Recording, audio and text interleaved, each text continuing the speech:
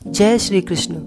प्रिय मित्रों, आज हम फिर से एक सत्य घटना लेकर प्रस्तुत हुए हैं जो कि कल्याण के दिसंबर 2021 अंक से ली गई है। यह घटना सन 1953 की है। इस घटना में इन सज्जन द्वारा बताए गए इनके जीवन के अनुभव से हम यह सीखेंगे कि विश्वासघात का फल क्या होता है। 15 अगस्त सन 1953 की बात है। मैं अपने कॉलेज के विद्यार्थियों के साथ गांधी पार्क में स्वतंत्रता प्राप्ति समारोह में सम्मिलित था।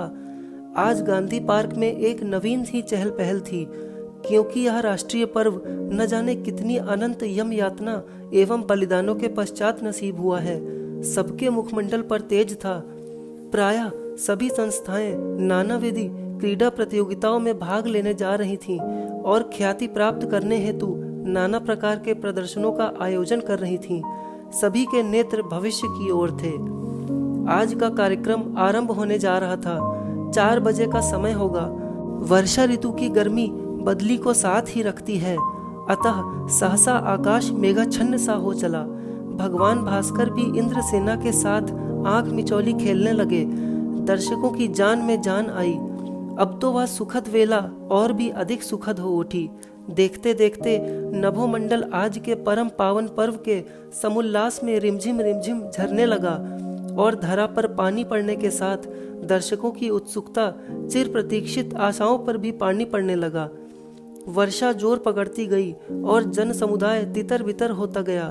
मैंने भी जब काम चलता न देखा तब भागकर रेलवे स्टेशन के प्रतीक्षालय की शरण ली। प्रतीक्षालय में जन समुदाय की अपार भीड़ थी। इधर सबको अपनी अपनी पड़ी थी, उधर मूसलाधार वर्षा पृथ्वी आकाश को एक करने पर तुली थी।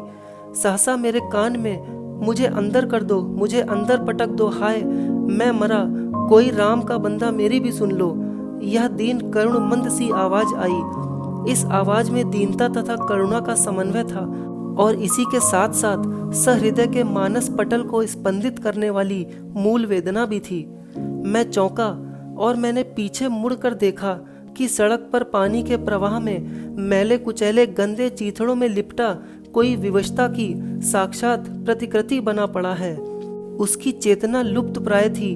मैं किसी की प्रतीक्षा न करके उसे उठाने लगा और 1-2 अन्य व्यक्तियों की सहायता से उसे अंदर ले आया। वह मूक और निराश था। उसके चेहरे पर भूत भविष्य के भयानक चित्र हिलोरे ले रहे थे। वर्षा वेग ज्यों ही शांत हुआ त्यों ही जनता भी अपने अभीष्ट कार्य में व्यस्त हो गई। मैं उसकी मुद्रा से इतना मर्माहत था कि एक पग भी न चल सका और पूछ बैठा, तुम कौन हो? वह बोला, मैं पापी। उसके इस उत्तर ने मुझे और भी उद्वेलित कर दिया और विवश होकर जब मैंने कुछ अधिक पूछना चाहा तब वह बोला, बाबूजी मैं भूखा हूँ, कुछ खाने को दे दो, तब बताऊंगा। मैं घर आकर जब उसके लिए खाना लेने गया तब संध्या हो चली थी और बत्तियां जल चुकी थीं। मैं उसके समीप तो बैठा, परंतु नाक मुख पर कपड़ा रखना पड़ा। उसके वस्त्र भीगे थे, उन पर गंदे खून और मवाद के दाग लगे थे। दुर्गंध रग रग में व्याप्त थी। समस्त मुख पर सूजन थी। उसका सारा शरीर विकृत था। जहां तहां शरीर पर श्वेत कुष्ठ के दाग थे जो वर्षा के कारण हरे हो चले थे। मैंने मानवतावश जब उसका गीला वस्त्र उतारकर दूसरा वस्त्र ओढ़ाया तब तो मैं और भी स्तंभित रह गया। वह नितांत नग्न था।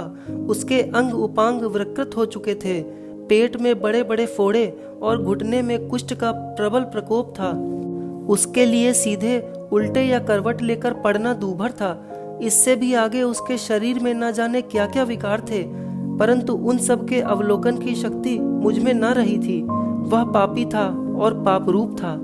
मेरी जिज्ञासाओं के उत्तर में वह बोला, बाबूजी मैं पापी हूँ, तीर्थवासी काक हूँ, मैं शिक्षित हूँ, पर आजन्म से कामी क्रोधी और परद्रोह व्यवसायी हूँ। मैं बहुत पहले से अमुक प्रसिद्ध तीर्थ पर रहता था। मेरा मठ था, आश्रम था, मैं वहाँ का अधिपति था।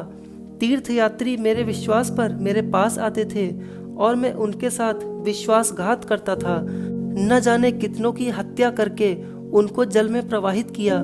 कुत्सित से कुत्सित जघन्य कर्म मैंने किए। भोले भाले यात्रियों को धोखा देकर उनका धन तन तथा सर्वस्व मैंने अपहरण किया। बाबूजी और कहाँ तक कहूँ, कोई पाप ऐसा न था जो मैंने न किया हो।